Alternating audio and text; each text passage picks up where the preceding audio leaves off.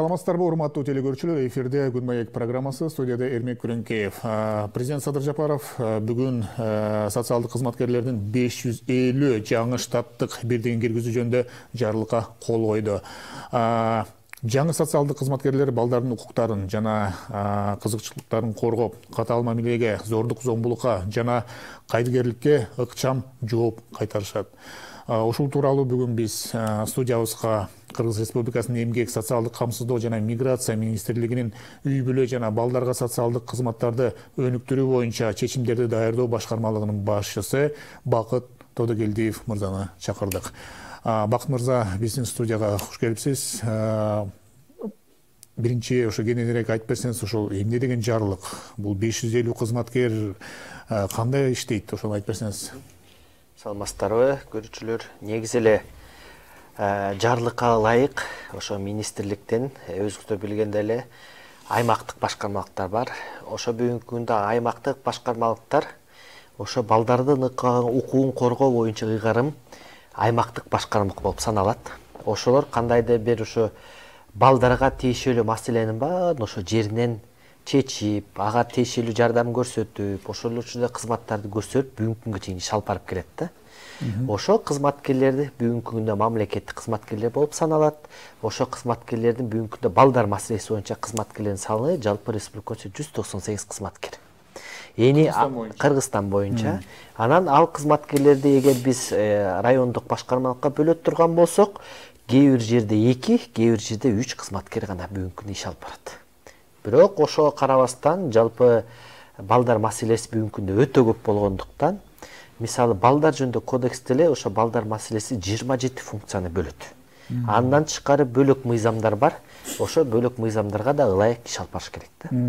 Анан кандайдыр бир бала бүгүнкү күндө зордук зомбулукка кабылса, же болбосо мыйзам менен чатагы бар бала табылса, такы документи жок бала табылса, же эмгекке тартылган бала табылса, бүгүнкү күндө аныкталса, ошо табылган балдарды сөзсүз түрдө үй шартын барып текшерип, себебин аныктап, эмне үчүн ушундай болуп атат. Ошонун негизинде анан бала менен жекече иштөө планы түзүлүп, анан планга ылайык бала бүгүнкү күндө турмуштук оорукаларга калды деп аныкталып, анан аныкталган баланы кайда ошо абалдан чыгарыш үчүн көптөгөн иш-чаралар жүргүзүлөт да. Мына ошонун баарын бүгүнкү күндө анан тиги жанакы кызматкерлер иш алып барат. Ошо 198 кызматкер ушул боюнча иш алып барат. Ушул 198 кызматкерге плюс 550 кызматкер кошулат да. Анан эми бүгүнкү күндө ошол иштерди жүргүзгөндөн кийин ал кызматкер бүгүнкү күндө бул суроо чыкса, буну кармаш керек, бул суроо чыкса, бул суроого тиешелүү иш алып барыш керек. Анан жетишпегендиктен ушундай баягы кызматкердин баягы тартыштык анан келип чыгып атат да. Анан ошол себептен бүгүнкү күндө жанакы балдар маселесине эффективдүү жардам берүү, кандайдыр бир турмуштук оорукаларда бала табылса, ошого толук мамлекеттик кызматты берүү үчүн анан кошумча жанакындай 550 штаттык бирдик бөлүнүп атат. Бул штаттык бирликтер булай болсо социалдык кызматкерлер деп эметет. Эми бул мамлекеттик кызматкер менен социалдык кызматкерлердин бул айырмасы болот. Себеби дегенде социалдык мамлекеттик кызматкерлер бүгүнкү күндө жанакы иштин баарын аныктап, жыйынтыгында корутунду даярдап, корутундун негизинде эгер керек боло турган болсо, ошо сот органына баланын укугун коргоо боюнча атайын баягы тиешелүү иштерди жүргүзөт да. Ал эми болсо социалдык кызматкерлер ошол мамлекеттик кызматкерлерге үй жерине бара алат, тиешелүү документтерин баарын чогултуп бере алат. Ошол эле учурда балага коштоп бир жерге алып барыш керек болсо, ошону коштоп алып бара алат. Тиешелүү мамлекеттик органдардан балага керектүү документтер, кызматтар керек болсо талап кыла алат. Бирок жыйынтыгын баарын топтоп келип туруп, ошону тиешелүү кызматкерге берет. Анан кызматкер ошол документтер негизинде корутунду даярдап, кандайдыр бир чечим даярдап, кандайдыр бир тиешелүү сот органына баланын укугун коргош керек болсо, ошол кызматкер барып коргойт. Мындайча айтканда, мамлекеттик кызматкер менен социалдык кызматкерлердин функциясы бүгүнкү күндө ушундай болот, экиге бөлүнөт да. Эми бүгүнкү күндө жарлык чыкты. Жарлыкка ылайык ошол социалдык кызматкердин алып баруу боюнча функциясы боюнча такта боюнча атайын токтом иштелип чыгат. Токтомго ылайык ошо социалдык кызматкердин өзүнүн квалификациялык талабы кандай болуш керек жазылат. Ошол эле учурда социалдык кызматкер ошо балдар маселеси боюнча иштеген кызматкерлердин талабы жазылат, негизги максаты жазылат. Анан жанакындай кайсы жумуштарды аткара турган болсо функциясы жазылат да. Анан ошол жобого ылайык анан жалпы республика боюнча 5 этап менен кабыл алынат деген пландаштырылды. Ошонун негизинде анан быйылкы 25 жыл ичинде жалпысынан республика боюнча 550 кызматкер, социалдык кызматкер кабыл алынып, кийинки жылдан баштап эми бул иш катары иштеп кетет да. Мисалы, биздин телекөрүүчүлөргө кызык болуп болуш керек. Социалдык кызматкерлер деген, мисалы, Кыргызстанда көп жылдан бери болот. Бирок чет өлкөдө, мисалы, байкасаңыздар, социалдык кызматкерлердин функциясы аябай кенен, укуктары аябай мындай көбүрөөк. Алар үйлөрдүн ичине кирип, балдарды ата-энесинен тартып алып, мамлекетке ошол деңгээлге чейин барышат да. Биздин социалдык кызматкерлердин кандай мындай деңгээли, мисалы, укук жагынан ошол функциясы жагынан ушундай моменттер барбы? Негизи бүгүнкү күндө жана мамлекеттик үй бүлө болот да, мисалы. Мамлекеттик кызматкерлердин ошол сиз айткан функциясы бар. Эми бирок биз жана айтпадымбы, жобо жазабыз, токтом менен бекилиши мүмкүн деп. Ошо жободо ошо мамлекеттик жана жаңы кабыл алынып аткан социалдык кызматкерге функциясына ошонун баары да кириши мүмкүн. Эми бул боюнча атайын талдоо иштери жүргүзүлөт, бул боюнча атайын ой пикирлер болот, коомдук талкууга жүргүзүлөт дегенде ошонун негизинде анан иш алып барылат да. Бирок жанакындай сиз айткандай жеринде анан үй бүлө ичиндеги маселенин баары бүгүнкү күндө ошо социалдык кызматкер тейлеш керек. Ошол себептен үй шартын текшерүүгө, кандайдыр бир баланын абалын аныктоого ошол социалдык кызматкерге бул функция бөлүнөт деген бүгүнкү күндө эмеде баягы айтууга тийишмин. Эми канчалык деңгээлде кабылданат, эми кийинчерээк баягы токтом бекилсе ошого ылайык жүргүзүлөт. Андан тышкары негизи эле жана сиз айтып отурдуңуз да, бүгүнкү күндө социалдык кызматкер деп. Социалдык кызматкер бул министрликтин үй баягы улгайган жарандарга, ден соолугу мүмкүнчүлүгү чектелген жарандарга, ошол эле жалгыз жашаган жарандарга атайын социалдык кызматкерлер бүгүнкү күндө үйгө барып, үй шартын тейлөөгө тиешелүү социалдык кызматкерлер бүгүнкү күндө 800дөн ашык социалдык кызматкер бар. Кыргызстан боюнча. Бирок бул социалдык кызматкерлердин бүгүнкү күндөгү кылып аткан функциясы бул бөлөкчө. Ошол жанакы улгайган жарандарга же жалгыз жашаган жарандардын бул үйүнө барып, үйүнө жардам берип, үй шартын үйүн жыйнап, тамак жасап берип, тиешелүү баягы продукт алып келиш керек болсо магазинге барып келип, дары керек болсо аны алып келип, тиешелүү больницага барат турган коштоп алып барып алып келген социалдык кызматкерлер да. Ал эми бул бөлүнүп аткан 550 социалдык кызматкер бул болгону гана балдар маселеси менен иштечү кызматкерлер. Ошо балдарга тиешелүү жанакындай мисалы зордук зомбулук боло турган болсо ыкчам түрдө чыгып, жерине барып, тиешелүү ишти кылып, кайда чечимин момундай кылыш керек деп сунуштап алып келе турган кызматкер. Анан чечимин болсо жана мамлекеттик кызматкер чыгарып туруп, анан кийин ошого жараша иш кылабыз деп иштейт да. Эми бул бүгүнкү күндө ошо социалдык 550 кызматкер ошол жанакы 198 мамлекеттик балдар маселеси боюнча иштеген кызматкерлердин алдында боло турган эме да. Негизи ошол турмуштук оор кырдаалда кабылган балдар, ошол зордук зомбулукка кабылган балдарды ошол силер ошо мониторинг жүргүзүлөсүңөр, кантип аныктайсыңар? Ошол жөн айтпаса, бүгүнкү күнгө чейин канча статистика айтып берсеңиз? Негизи эле жылынан турмуштук коркуlarda кабылган балдардын бир 6000ге жакын бала аныкталат.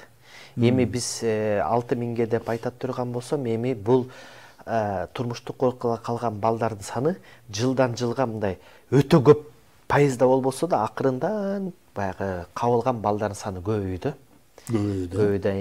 Анан ошо балдарды аныктагандан кийин сөз бул балдарды ушу турмуштук абал кырдаалдан чыгарыш үчүн сөз түрдө балдарга жекече иштөө планы түзүлөт. Анан планга ылайык мамлекеттик муниципалдык кызматтар берилет, тиешелүү мамлекеттик бөлөк органдардын эмелери, кызматтары тартылат. Анан ошо менен бул турмуштук коркуlardan чыгат да. Андан кийин мындан тышкары мисалы былтыркы жылкы айта турган болсок, 300 миңден ашык 320 миң үймө кыдыр боюнча жалпы республика боюнча иш чара өткөзүлдү бөлөк тиешелүү мамлекеттик органдар менен.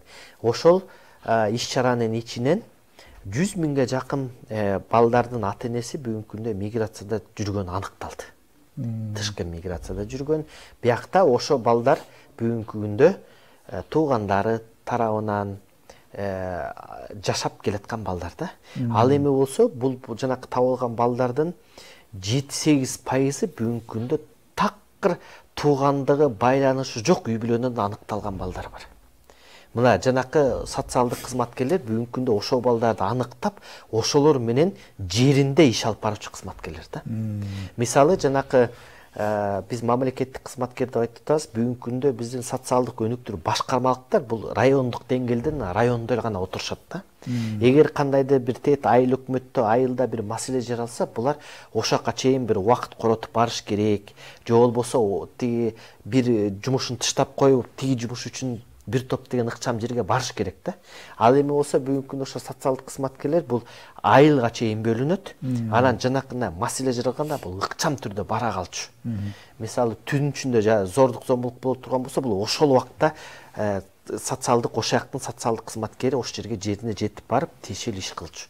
Анан маалыматты топтоп алып, анан жанакы кызматкерге өзүнүн жетекчисине жеткизип, момундай болду, момундай деп, анан алардын бул сунуш катары берет. Анан алардын чечими менен анан жок, бул балага ден соолугуна кооптуу экен, бул жерге таштаганга болбойт, алыш керек десе, анда бул акт түзүп, анан баягы үйүнөн алып кетиши мүмкүн да. Эми баягы бүгүнкү күндөгү кандай модельде көз карашта жүрүш керек экенин айтып атам. Эми бунун баары анан мыйзам чегинде толуктап жазылып, түздөлүп, анан ошонун негизинде анан иш алып барылат да. Андан тышкары мисалы ошол социалдык кызматкерлер бул бүгүнкү күндө ошо жарлыктын негизинде 4000 балага бир социалдык кызматкер деп эсептеп чыгып атат. 4000 балага бир социалдык кызматкер аз эмеспи? Эми бүгүнкү күндө ошо 550 социалдык кызматкердин саны бүгүнкү күндө ошого эсептелген.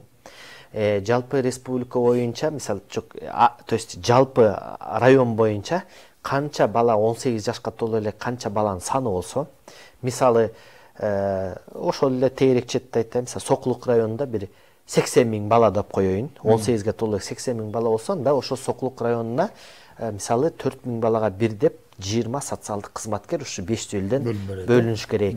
Анан бул бүгүнкү күндө ошого жараша бөлүнөт. Эми анан бүт эле районго бир текшиде бөлүнөт деген болбойт. Бул ошо 4000 балага бир социалдык кызматкер деп бөлүнөт. Кээ бир жерлерге 15-20дан бөлүнүш мүмкүн, кээ бир жерге 5-6 эле бөлүнүп калышы мүмкүн. Эми жана баланын санына жараша болот. Анан бул боюнча атайын баягы кабыл алуу атайын өзүнүн процесстер болот да, процесске ылайык жүргүзүлөт. Эми бул кабыл алгандан социалдык кызматкер кабыл алып деле эртеңки күнү иште деп бүгүнкү күндө баягы иштетиш өтө эме болот. Эми министрлик тарабынан атайын окуу жүргүзүлөт. Окуу жүргүзүш үчүн кандай багытта жүргүзүш керек, окуу процесстери боюнча модулдарды иштеп чыгып бекилет. Азыр ошо окутуу жүрүп атабы? Элдер келип атабы? Жок, эми бул жаңы эле жарлык чыкты да. Азыр биз только ошо окутууну кандай өткөзүшүбүз керек боюнча иштерди алып барып атабыз.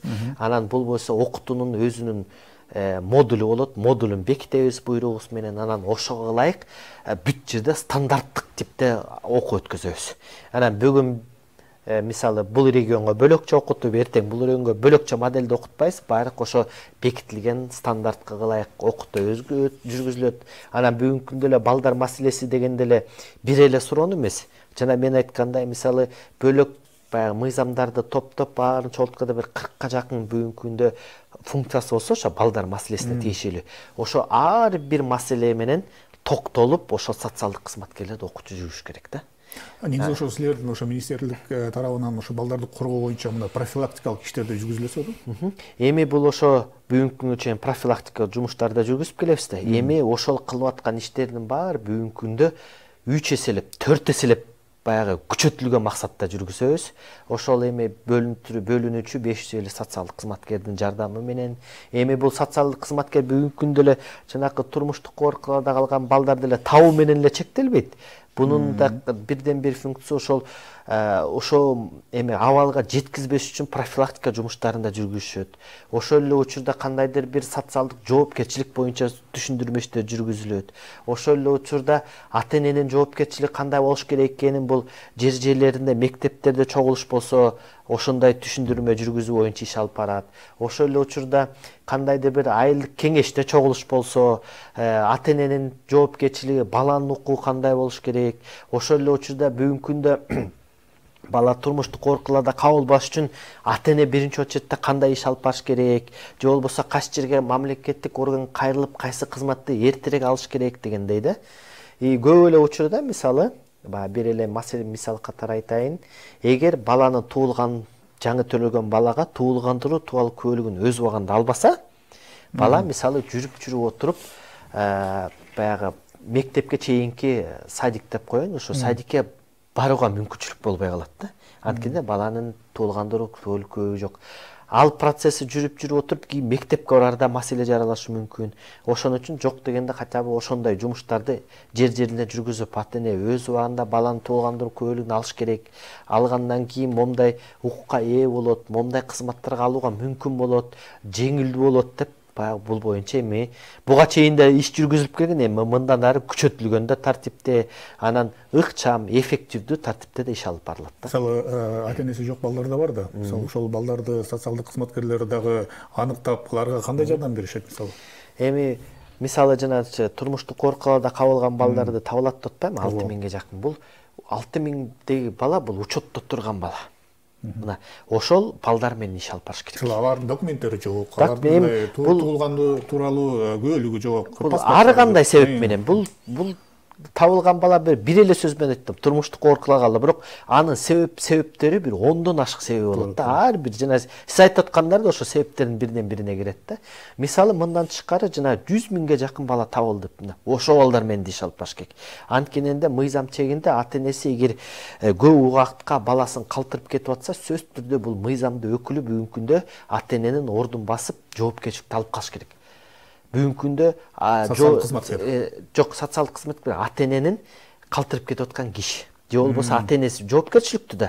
Эгер жоопкерчилигин убактылуу аткара албай, ата-энеси анткенде сыртка чыгып кетип атканда, анда бунун ордуна, ата-энесинин ордуна камкорчу даярдап кетиш керек ата-энеси. Эгер бул маселени даярдап кетпесе, аныкталгандан бул боюнча иш алып барыш керек. Мисалы жана ошол эле учурда бүгүнкү күндө мектепке барбай калышы мүмкүн. Ар кандай себептерден ошону аныктап, ошо менен иш алып барып, андан тышкары эле бүгүнкү күндө тиги баягы балдар маселеси дегенде өзүңүздөр да көп учурда көрүп атасыздар, зордук зомбулукка алган балдар аныкталат да.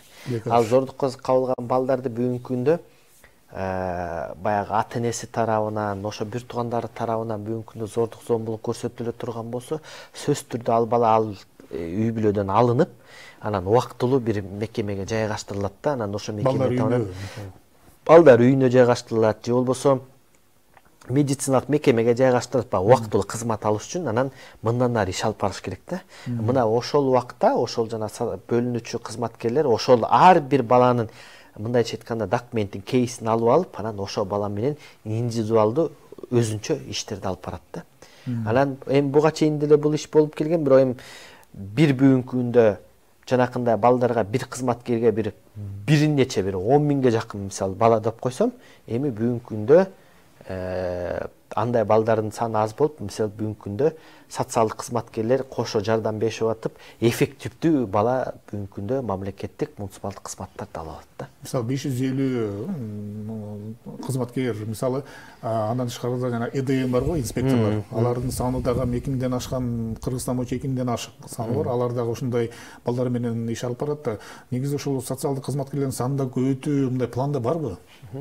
Негизи эле бул баягы ИДМдин өзүнүн баягы тиешелүү функциясы бар. Ар бир нерсе баягы кызматкер укук коргоо функцияга жараша эле иш алып барат да. Мисалы, бүгүнкү күндө ошо баягы мамлекеттик кызматкерлер же болбосо балдар маселеси болсо иштеген кызматкерлердин үйүнө чейин барып, үй шартын текшерип, эгер ошол бала жашап аткан жер же болбосо ата-эне туугандары бала үчүн коопсуздуу же ден соолугуна зыян келтирсе, баланы алып алганга укугу бар да. Алып, убактылуу бөлөк жерге жайгаштырып, анан ошол ата энеси менен түшүндү иштерин жүргүзүп, оңдоо иштерин жүргүзүп, анан кайда баланы алып келип бериш мындай эме кылып да, эми ошол процесстерди жүргүзүп да.